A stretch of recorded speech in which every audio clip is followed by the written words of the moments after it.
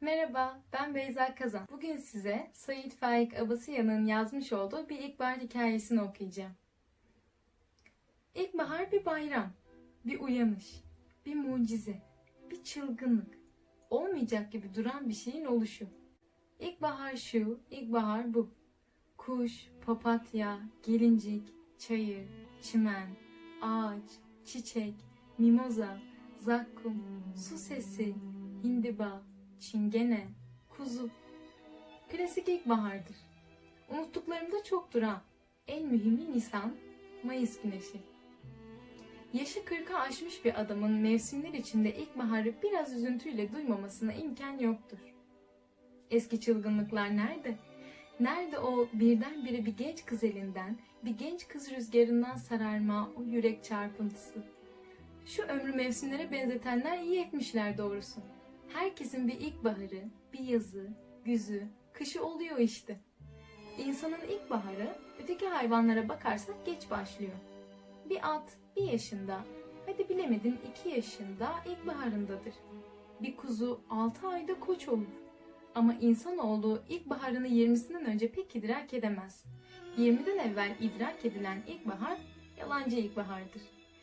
Ben böyle bir yalancı ilkbaharın hikayesini anlatıyorum. Tam 30 sene evvel 12 yaşındaydım. Anadolu'nun bir şehrinde bulunuyorduk. Babam memurdu. Şehre bir yaz sonunda gelmiştik. Kötü, insan boyu karlı bir kış geçirmiştik. Sonra bir gün bahar geliverdi. Karlar eridi. Karlar eridi ama karları eriten güneş değildi. Yağmurdu. Bu Anadolu şehrinin ilkbaharı 42'li yağmurlarıyla başlardı. Sabahleyin parlak mavi bir gökyüzünde ısıtmayan, güneş vurmuş kar gibi soğuk bir güneş görünürdü.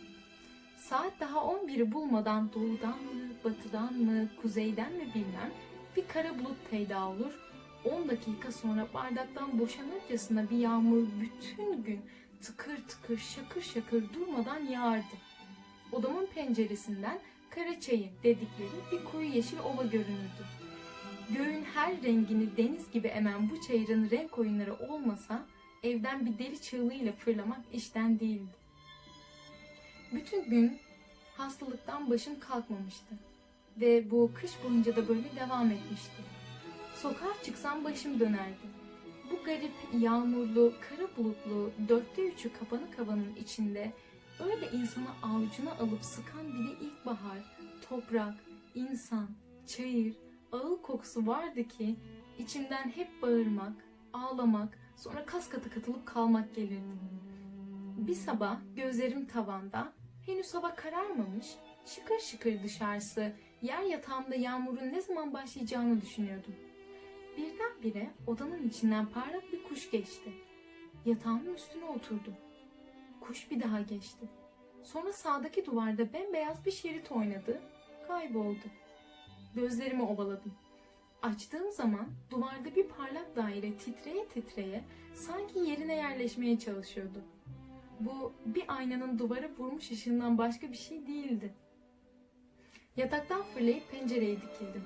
Bizim evin yüksekteki bahçesi alttaki evin bahçesine bakardı. Odama ayna muhakkak oradan tutuluyordu. Pembe şeftali çiçeklerinin arasına bir hasırı oturmuştu. Arkasına bir sandalye koymuştu. 16-17 yaşlarında bir kızdı bu. Pencerede kala kaldım. Elindeki aynanın ışığı gözüme değdikçe ellerimi yüzüme kapamıyor, gözlerimi kırpmadan dimdik bakıyordum. Ertesi gün benim de elimde bir ayna vardı. O ince ince gülerek gözlerini aynamın aksinden kaçırmaya çalışıyordu. Bu oyun hiçbir zaman yarım saatten fazla sürmezdi. O bahçeden evine saçlarından yağmur damlaları dökülerek girer, ben yine yatağıma dönerdim. Ertesi gün yine güzel bir sabah başlar, yine önce onun aynası odamın duvarında koşar, sonra yerine yerleşmek ister gibi titreye titreye duvara asılı kalırdı. Yine ben gözlerimi kırpmadan onun ayna ışığına, o gözlerini güzel elleriyle siper ederek benim ayna ışığıma bakardı. Sonra yine 42. yağmuru başlardı.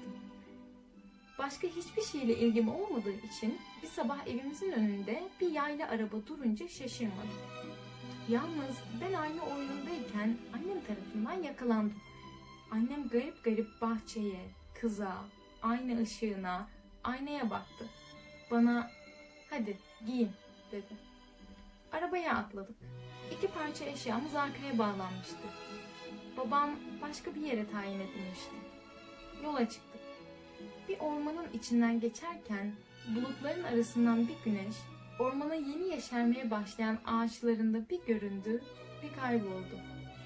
İçimden bir daha göremeyeceğim ayna ışığı geçti. Hüngür hüngür ağlamaya başladım. Babam "Nesi var bunun?" dedi. Ben annemin çarşafına kafamı gömdüm. Annem eliyle yüzüyle ne işaret etti babama bilmiyorum ama hiç ses çıkarmadılar. Bütün hıncımla kimsenin bana sus demeye cesaret edemeyeceğini sezerek istediğim gibi ağladım. Şimdi ilkbaharda odamın penceresine bir yerden kazara ışık vursa, o gün ilkbahar her insana yaptığı gibi bana da üzüntüyle dolu bir yumuşaklık, bir yerinde duramayış, bir yürek çarpıntısı verir.